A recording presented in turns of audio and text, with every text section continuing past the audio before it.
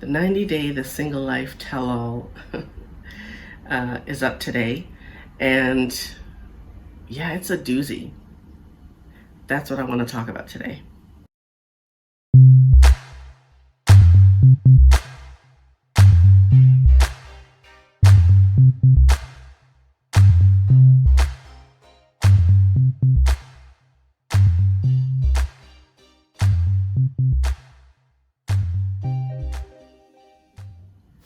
Hey, welcome back to my channel. My name is Debbie. I am the She in Sheality TV, and today I want to talk about the 90-day The Single Life Tell-All, but not the whole tell-all, because it was literally 2 solid hours long.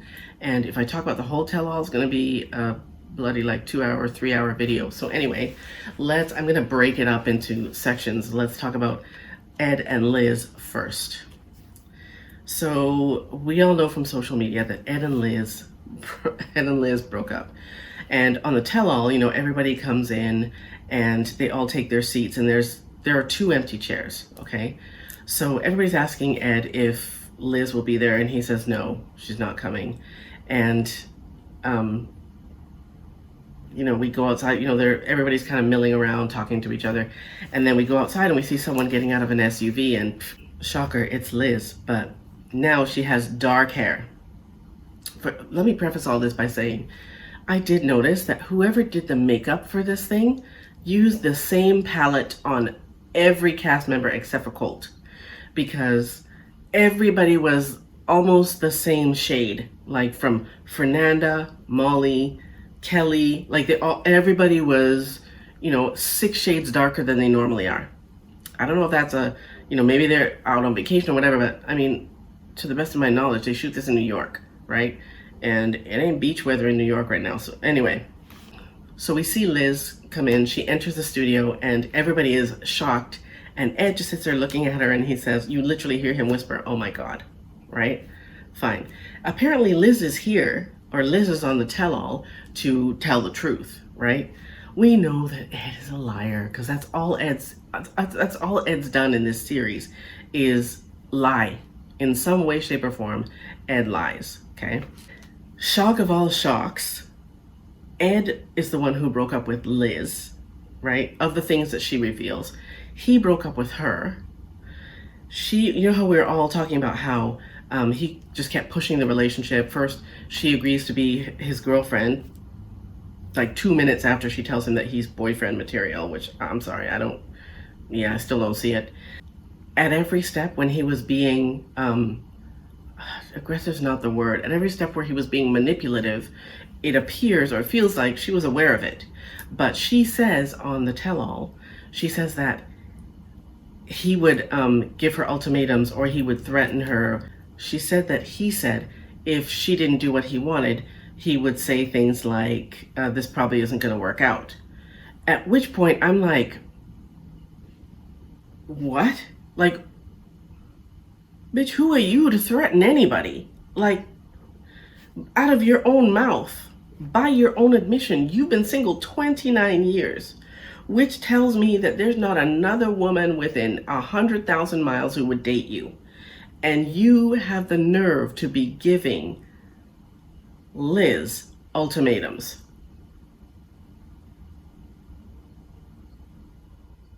But apparently it worked. And I don't know how. So to this, I have to say, Liz, I know that all you reality TV personalities watch all these YouTube videos, of all the different creators who talk about your show, who talk about you and whatever. Liz, I want to tell you that I'm not trying to be shitty. I'm not trying to be shady. I'm not trying to be insulting, but you need to go get a therapist. You need to talk to someone. Ed, by his own admission, is already in therapy, but you need to talk to someone about what it is about your personality that feels like she has to settle and has to allow someone to threaten her, to bully her, to manipulate her, to gaslight her, and then allow him to break up with her. What? What is it about you that made you feel like you deserve this treatment? From Ed? I'm so confused. Anyways, So, when Liz is telling us about how, Ed would give her ultimatums and he broke up with her, and then 2 days later he blocked her on social media and went to Vegas, talking about how he's going to be with talking about all his sugar babies. Molly is sitting like up behind Liz, and you hear Molly go, I am so confused right now. Like, and clearly, like, it's confusing to look at Liz and look at Ed, and looks aside. Let's put Ed's looks aside, okay? Let's say that he's the actual hottest person living. He's actually Ed in a different body. I still would say, why would you let this guy treat you this way? To know that this dude hasn't dated anyone in 29 years, and you come along and let him be shitty to you?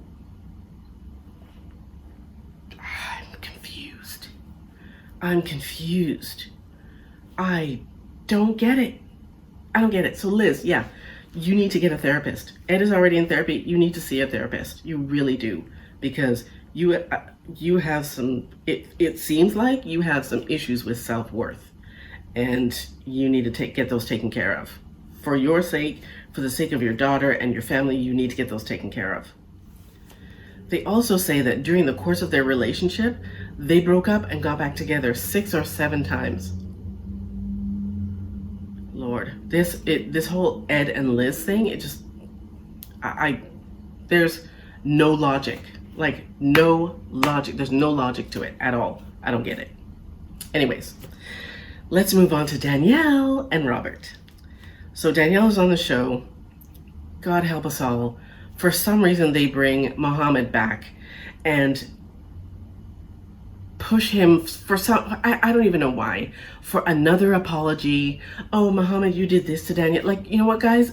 Get off it. Get off of the whole Mohammed and Danielle and Mohammed apologizing to Danielle thing. I don't even know why Mohammed would agree to come back on the show. I don't know. I have no idea how much they're paying him, but it's got to be worth the torture and the BS that he has to go through every time he comes on. They also bring Robert back on the show, and Danielle, they're asking Danielle if she and Robert have been on another date, and she says no. There's always something always comes up. His car was stolen. He had surgery, like something to do with his toes. I don't know, but there's always some issue, and she's in school and she works. So yeah, they haven't had a third date yet, but you do get the impression that, hey, maybe Robert is trying to back out, because seriously, you can't tell a man on your second date that your pum pum smell and he's actually going to be eager to go on a third date. What man would? Come on. Like, yeah, I don't know, but they do bring Robert on the screen, and he says that. He says, there's just been a lot going on. His car was stolen, blah, blah, blah, whatever. And I'm thinking, Robert, if you're not interested, just say so. Like, no harm, no foul. But this whole, yeah, I'm interested in going on another date with Danielle. And Sean asks him, if you had to rate Danielle on a scale of 1 to 10, what number would you give her? And he pauses for a second. It's an extended second. And he says, an 8. And I'm like, dude, no. I'm sorry, Danielle's not an 8, even for you. If she was an 8, you wouldn't be dodging her. If she was an 8, it would not have been weeks between the second date and the next time you even speak with her. Like, dude, there's no harm in saying, I'm not interested. Say you're not interested and move on. But to come on the show and say that Danielle is an 8, even Danielle knows that she's not an 8. Then they bring on the FFCs, or what I call the FFCs, the Friends for Clout, who are, goading and pushing and telling Robert, you need to step your game up, and, whatever, telling him that, if you're really interested, you would, stay in contact more and all this other BS. But it's like, you know what, dude? Maybe he just doesn't want to say that he's not interested because he's feeling some type of way about saying that he's not interested. Robert, you need to say that you're not interested if you're not interested. There's no shame in saying that you're not interested, but let the woman move on if you're actually not interested. So they continue to talk about this whole Danielle and Mohammed saying that she smelled or whatever.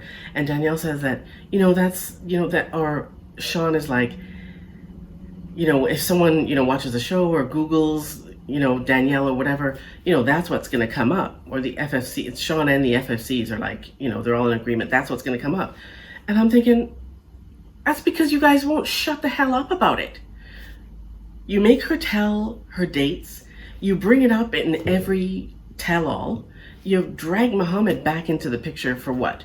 To apologize for the 900,000th time. Like, oh my God, come on already.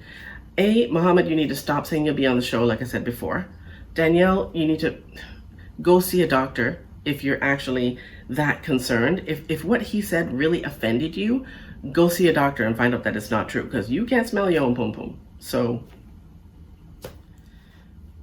if a man, Sean says, if a man watches the show or if he Googles Danielle, that's what's going to come up. And I'm thinking, no, it will come up because you guys won't shut up about it. And if a man doesn't watch the show or doesn't Google Danielle, she will tell him about it. So one way or the other, he's going to find out, right? So Danielle, stop telling men about your issue. Stop telling them. I don't care what production says. I don't care what TLC says. Stop telling them. It's ridiculous. And it's an overshare. That's what it is. It's an overshare. Nobody wants to know about your pum pum issues. Nobody wants to know. So anyways, the cast all gets on Mohammed as usual about how he was terrible to her and blah, blah, blah, and all this other kind of nonsense. Apparently they kept him waiting and he has to go to work. So he was already pissed off. But yeah, with all the, the harassment and whatever, he gets more pissed off and he gets up and says, you know what, I'm never doing this show again. He takes off his mic, he gets up and he leaves. So it was weird to watch Liz and Ed. It was weird to watch Liz crying about Ed. It was weird and Ed cried through almost the whole thing. But Ed, I'm sorry, dude, these are crocodile tears. These are crocodile tears. He is manipulative. He's a manipulator. And the tears are another way to manipulate Liz to get sympathy from all of the rest of us. Everybody who's watching. I don't know. I don't buy it, Ed. I'm sorry. I don't buy it at all. And Liz, you need to go get a therapist.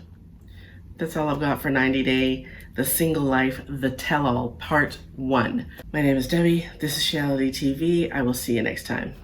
Peace.